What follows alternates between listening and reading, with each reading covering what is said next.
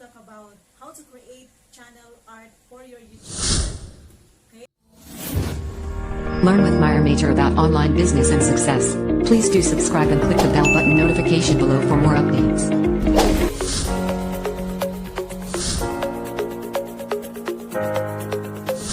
Need these three things in creating your channel art. First one is the channel art template that you are going to download it from the Google. Just leave the link in the description below this video. And the second one, you will need the PixArt, the photo app.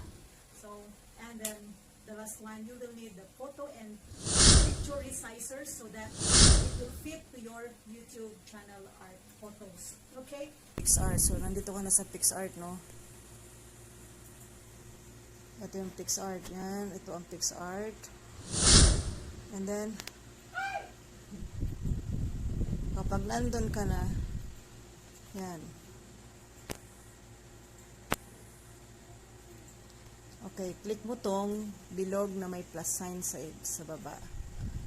It's landscape already. And now, yung design na gusto mo, add photo. Okay, by the way guys, itong text and logo safe area, yan yung pinakang lalagyan mo ng design mo, ng channel art mo. Yung may text, may picture, may logo ng channel mo. Okay? And here, add photo.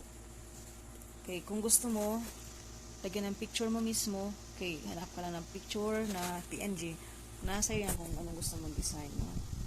Okay, by the way guys, bago pala yan, kailangan mo munang lagyan muna ng photo ng pinakang design o background.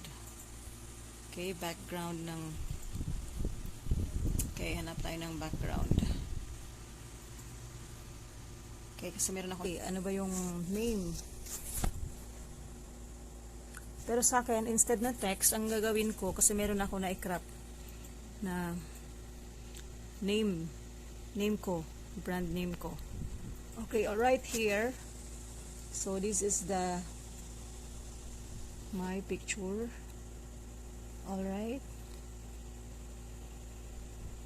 Kailangan lang siya nakagitna, guys. Yan. Instead na mag-type ako ng panibagong name, so, picture na lang para hindi na ako mahihirapan. Kung text naman, punta ka lang dito. Okay. Okay, kung mag-a-add ka ng text, ito, click mo lang yung text letter T dito sa kanan. Okay, ito yan. Ito yan guys. And then, mapupunta ka na, i-type mo lang yung name na gusto mo. Okay, halimbawa, hindi name ng channel mo lalagay mo. Halimbawa, what is your channel all about? Sa akin kasi, more on video tutorials.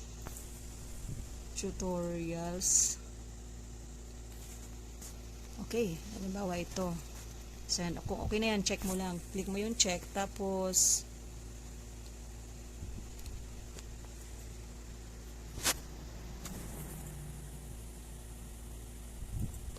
pagka medyo nahirapan kang i-adjust siya, alisin mo muna yung background. Basta at ang mahalaga nakasukat na siya.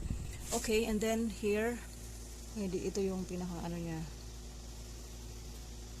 Tingnan natin. Medyo dilitan natin kasi ano lang naman siya. Video tutorials. Lagyan natin dito. Okay, hindi yan. Saka natin babalik yung background niya mamaya. And another text, kung gusto mo lagyan ng iba pang niche yung channel mo. So, ito lang naman ang dalawang niche ko. Online marketing and about video tutorials, no? And some of my videos all about success. Okay? Yan. Okay mo lang siya. Siguro mas maganda pagpalitin ko tong dalawang to. Lagay ko siya dito.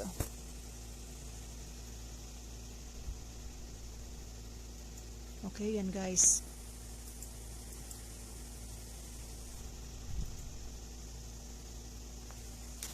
Alright.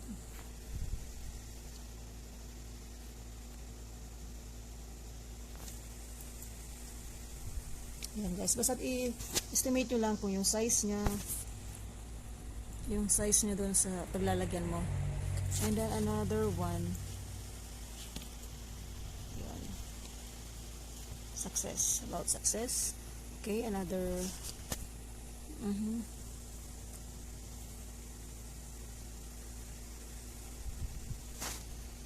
Alright.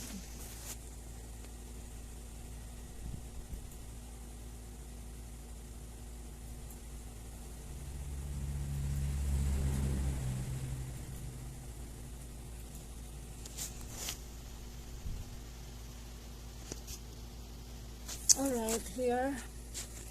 So, kung okay na siya, guys, ibalik mo na yung dakang background niya. Yan, diba? Mas lumutang siya nung malagyan ng background.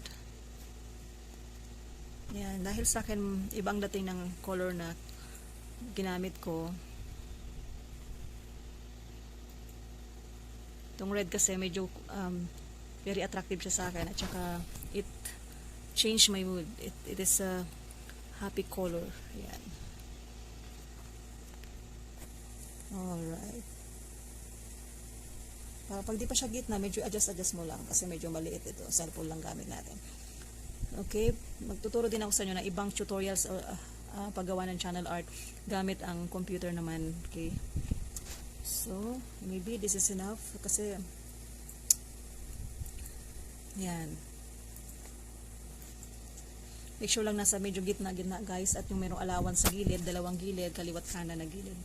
So para dito makikita talaga yung yung channel art mo nasa gitna. Okay, yan. Pag okay na guys, tap mo lang yung check.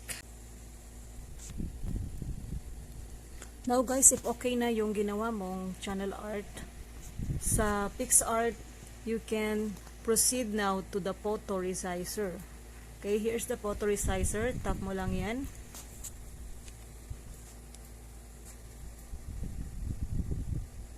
And then select photo. Okay, select mo yung photo na ginawa sa PixArt. And then tap mo yung resize. Okay, wala dito yung yung sukat, yung measurement na required sa channel art ng YouTube. Okay, so tap mo yung show more and then choose 2560 by 1436 na measurement. Okay, and then resize. Okay, so it's resizing already. Okay, yan na guys, na resize na yan guys.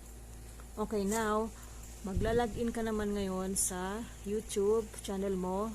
Go to Google, doon ka magla-login.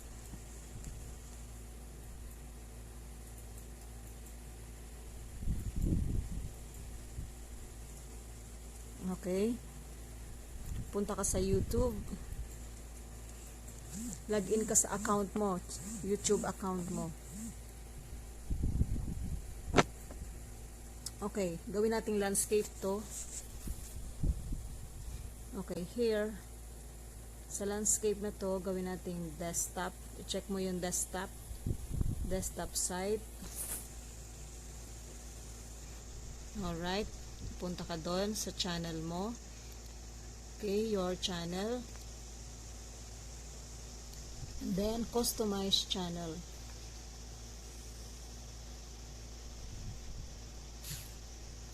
Okay, kung nakita mo yung pencil sa taas nitong yan, itong pencil na to sa taas, ng upper right corner ng channel art mo, tap mo yan, and then edit channel art. Okay, alright, you're here, you're almost there. Select a photo from your computer. Okay, files, and then hanapin mo yung images sa photo resizer. Okay, there is it. And then uploading na guys. Okay, check if it is okay. Natin, I mean. Kasi hindi siya kita dun sa ano. Okay, here. Ayan guys, kita siya sa desktop. Okay, nasa gitna naman siya. And then here, sa TV, kita pa rin siya. And then sa mobile, kita pa rin siya. Then if it's okay already, adjust the crop. Kung di pa okay, kung di ka pa satisfied, pwede mong ulitin yung procedure. And then, if satisfied ka na, select mo lang, tap mo lang yung select. Alright, here. It's already there. The channel art had been changed. Okay? Pero kung ila-landscape natin yan, ganito itsura niyan. Alright, here. It is. Yan, simple lang channel art ko, guys. Pero kung medyo gusto mo nang medyo may konting art, artistic, creative, merong creativity, ikaw na bahala. Yan. This is only for the sake of tutorials. Yan. Alright. So that's it, guys. If you have learned something from this video, please don't forget to like and share and subscribe. And see you in the next tutorial.